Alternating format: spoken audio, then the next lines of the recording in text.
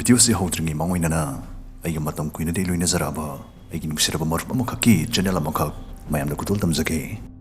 channel asigi maming kanglay midyang 2.0 kawe sige channels tagi nungai raba punga wari kaya amadi moral stories ang pangbigani description na link hapsari kwaina soy na subscribe to sinbigani haibasi achit pathazazabani taibang miyoy ba ikwigi brains na prithvi study kwaidagi smart oibani itana lady adubo haising le hari ba ikwigi brains na hanjan kyar khalavasu aseng ba pakum pangge sungam ngamdaba aseng manungi wahantok to khangdoke sungam ngamdaba dugumba waklon kya pakhong kya amsu lady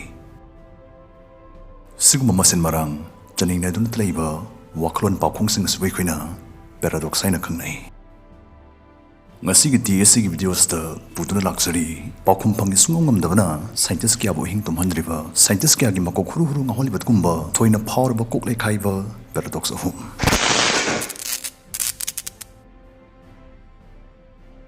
ahanba paradox the bootstrap paradox bootstrap paradox say masi haukraba matam past da hangana chasluba natraga tungdo irakadaba matam future state da mangjong na chasluba asamba why the time travel ga marili na badgumba paradox amani sigi paradox asnai khoida wakhala makhalali wahang mahangle madude tungda lakadaba matam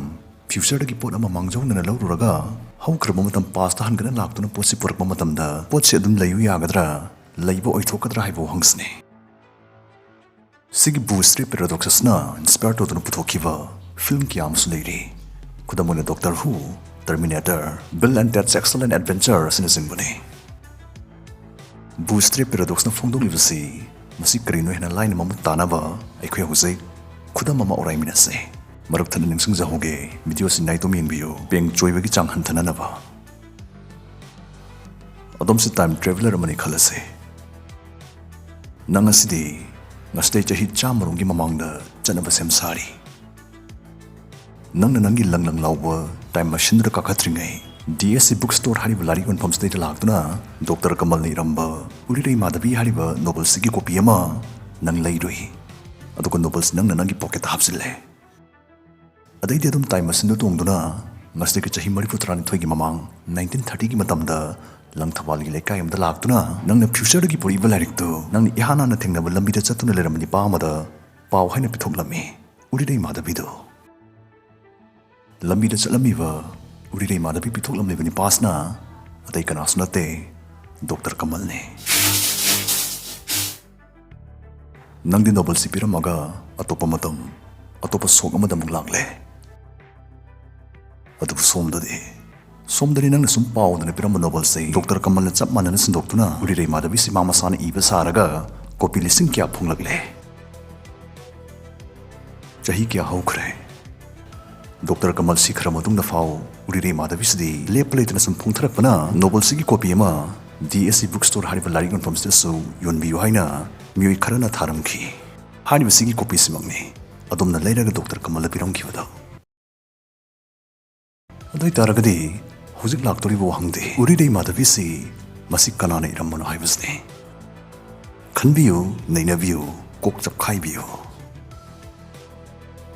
Aniswa paradox kudol tamzage the grandfather paradox sigi paradox asiso yam power paradox amani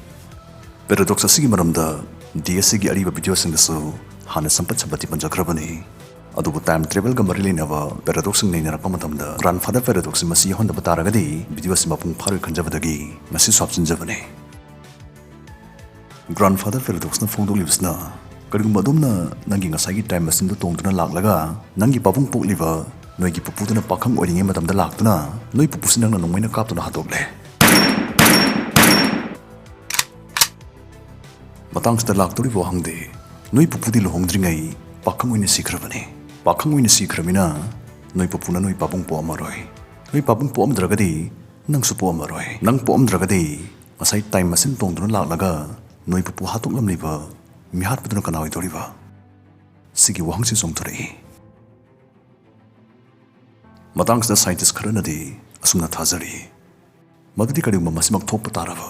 adom na ho khramo tam pastan gana chatuna adongi pupu hat pataragadi nangna poktuni hingagliba matamgi paring timeline sinataba atopa anauba matamgi paring alternate timeline ma thorakani samlakani natraga parallel universe ma dadum thorakani changlakani haibo clones da thajaba thamle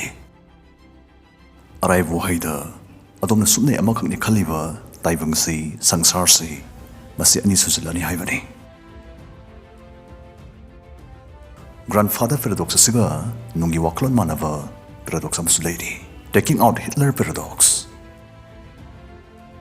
sigi paradox asigi waklons na prithvi ani su lanjau si masi thoklum danawa lanjau sigi maina sukat kriba Hitler na angang oiringi matamda jasinduna Hitler se hato hobu taragadi lanjau si tholam daba kal hobu yagadra haibo famsne matang sdasu taibang sangsar matamgi paring sei masi ani adum sujilakani Hitler hat kipduna anoba sangsar anoba taibang anoba timeline amasong thorani adubu hanagi ariba original timeline su dum hongba leit leikini haiba ideas ta scientist kana thajab thamle aduga wafam amana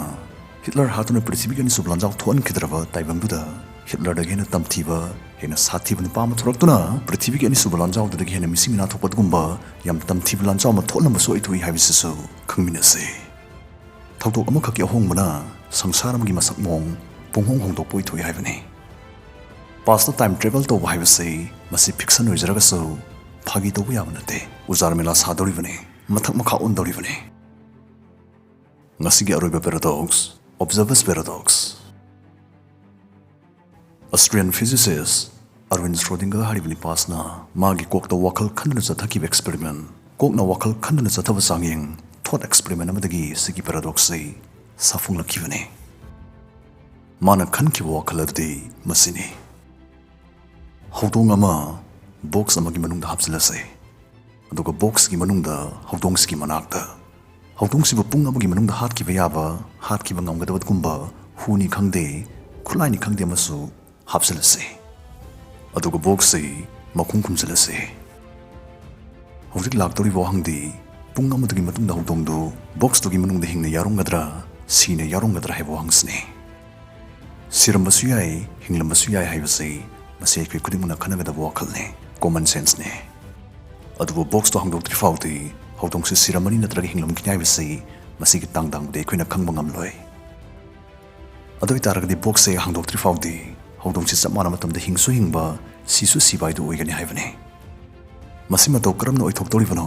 adum hanglamba yai masi gi maramdi aikwina meter amadi chamchamni yengba khakna meter adura kari thoklibagi haibadugi phalda ahong blak halli haibane chap manaba matamda hingsuingba sisu si bhai waklon chita matamda natai putai chadaba oiroi paroi da wawaina khanbasu yaubirongani adu scientist kya na desumna phongdokle madude karimba quantum objects na amukta phirai ani delai basi masi oithoklam dragade adongi computer ka to amata leiram loi